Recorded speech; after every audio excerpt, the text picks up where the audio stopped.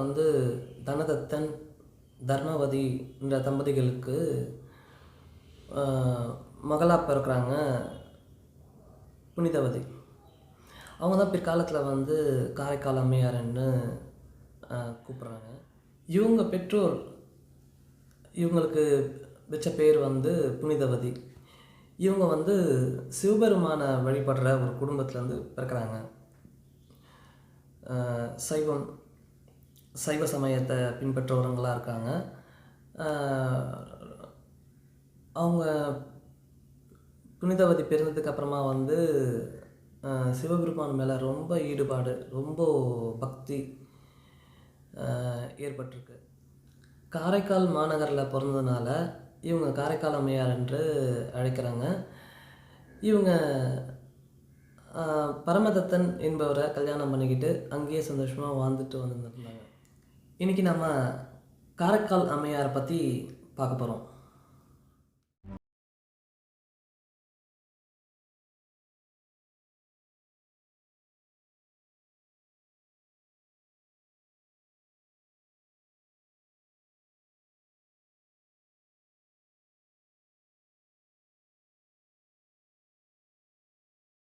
Hi, நான் உங்கள் பிரபு.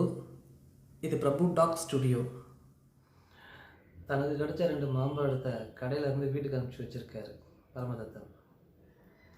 அன்றைக்கி பார்த்து ஒரு சன்னியாசி ரொம்ப பசியோட ஒரு வீட்டு பக்கமாக வராரு. ஒவ்வொரு வீடாக அவர் உணவு கேட்டு வராரு.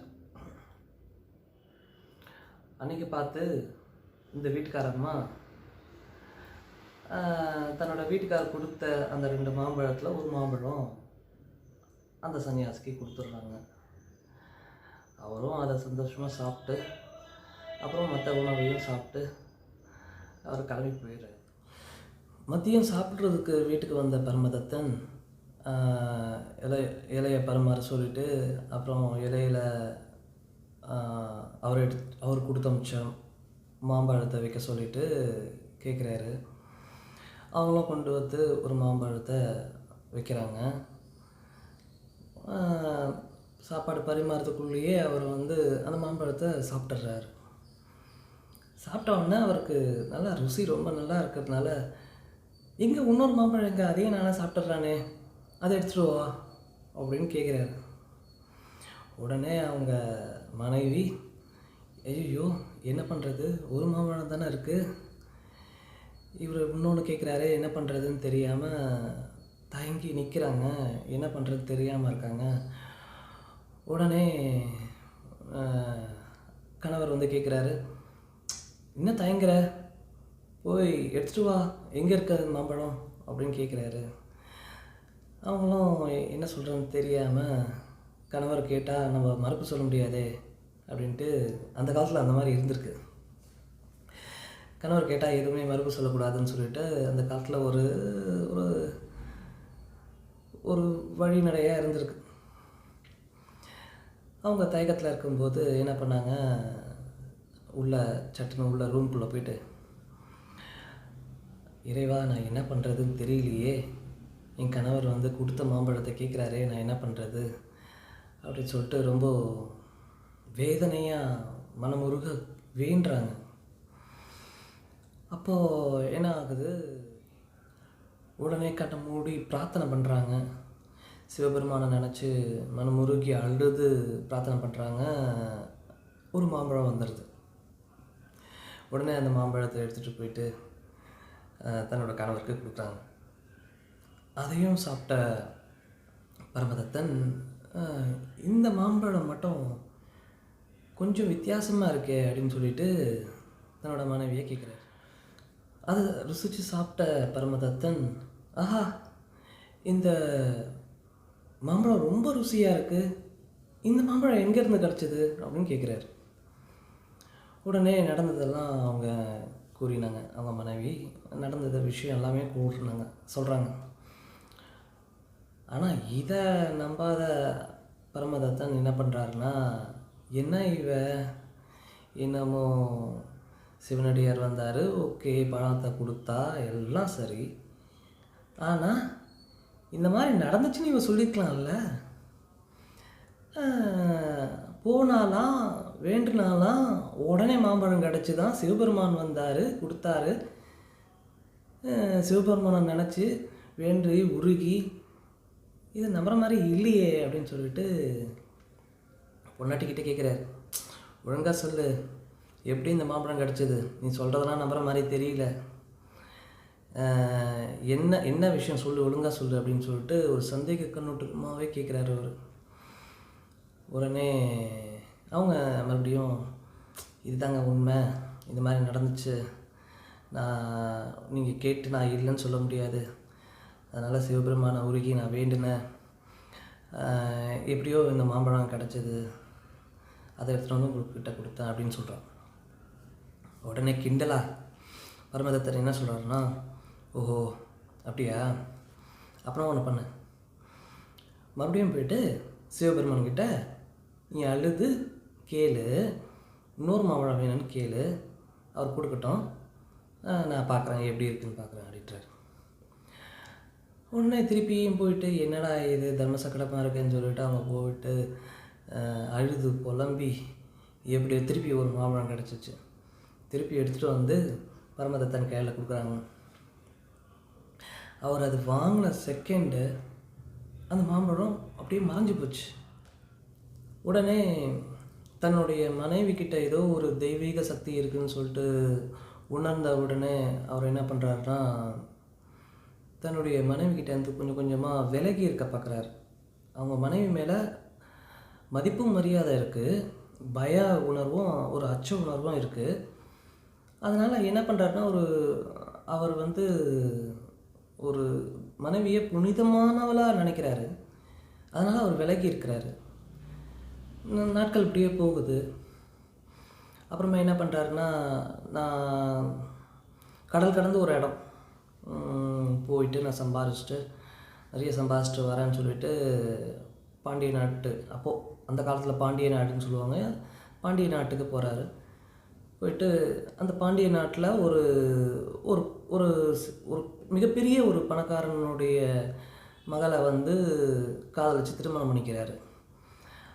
திருமணம் பண்ணிக்கிட்டு அங்கேயே அவர் செட்டில் ஆகிடுறாரு.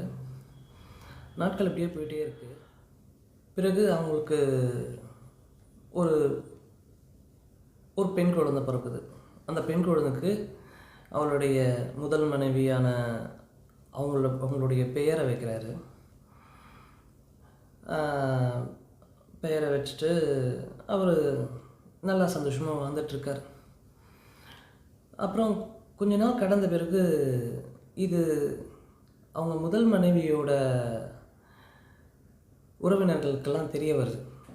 இந்த மாதிரி அவர் வந்து பாண்டிய நாட்டில் வந்து ஒரு பெரிய பணக்காரனுடைய மகளை வந்து கல்யாணம் பண்ணிக்கிட்டு மறுமணம் பண்ணிக்கிட்டு அவர் அங்கே இருக்கார். அவருக்கு ஒரு பெண் குழந்தை பிறந்திருக்கு, அதுக்கு இவங்களுடைய பெயர் வச்சுருக்காங்கன்னு சொல்லிட்டு கேள்விப்படுறாங்க. உறவினரும் என்ன பண்ணுறாங்கன்னா, அந்த இடத்துக்கு அவங்கள கூட்டிகிட்டே வராங்க. அப்படியே அதிர்ந்து போன பரமதத்தன் என்ன பண்ணுறான்னா, அவங்க குடும்பத்தோடு சேர்ந்து அவங்க காலில் விழுந்து, நீங்கள் தான் எனக்கு அருள் புரிய வேணும், என் குடும்பத்தை நீங்கள் தான் அருள் புரிய வேணும், நீங்கள் வந்து உங்களுடைய ஒரு தெய்வீகமான ஒரு அருளால் தான் நானும் நல்லாவும் இருந்துகிட்ருக்கேன், என் குடும்பத்தோடு நல்லா இருந்துகிட்ருக்கேன், அதனால் நீங்கள் இன்னும் எங்களை வாழ்த்தி ஆசீர்வதிக்கணும் அப்படின்னு சொல்லிட்டு கேட்குறாங்க.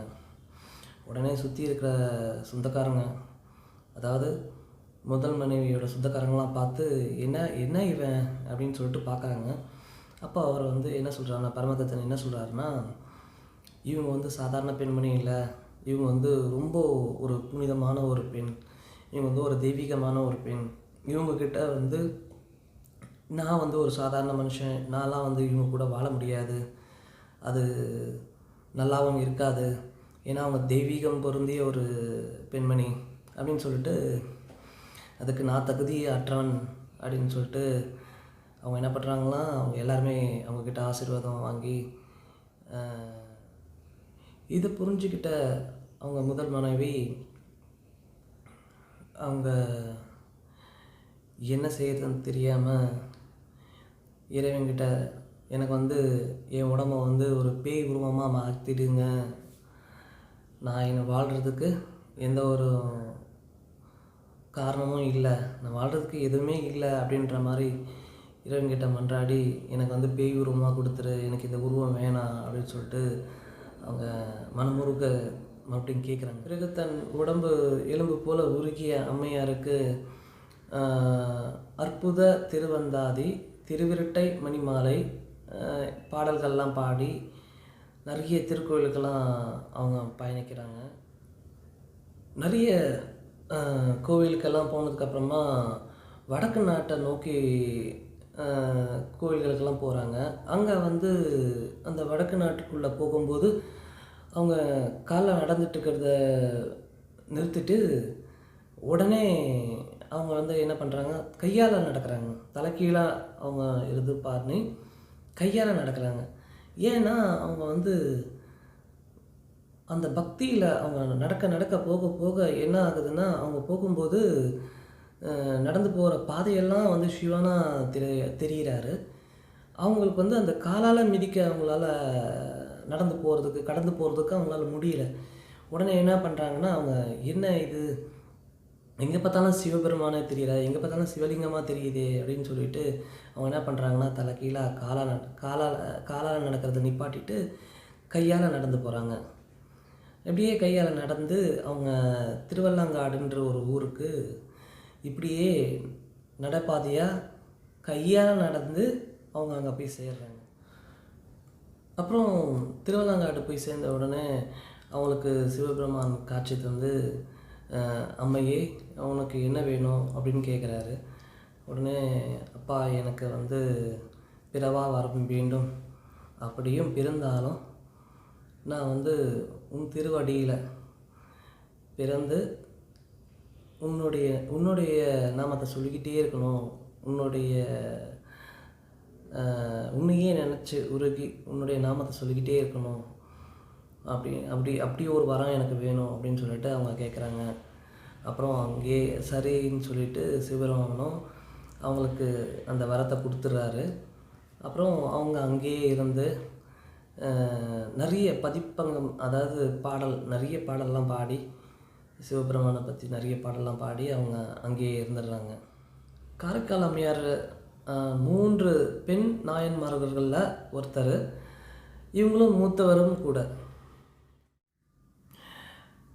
இந்த வீடியோ உங்களுக்கு பிடிச்சிருந்ததுன்னா லைக் பண்ணுங்கள், ஷேர் பண்ணுங்கள், அப்படியே சப்ஸ்கிரைப் பண்ணுங்கள்.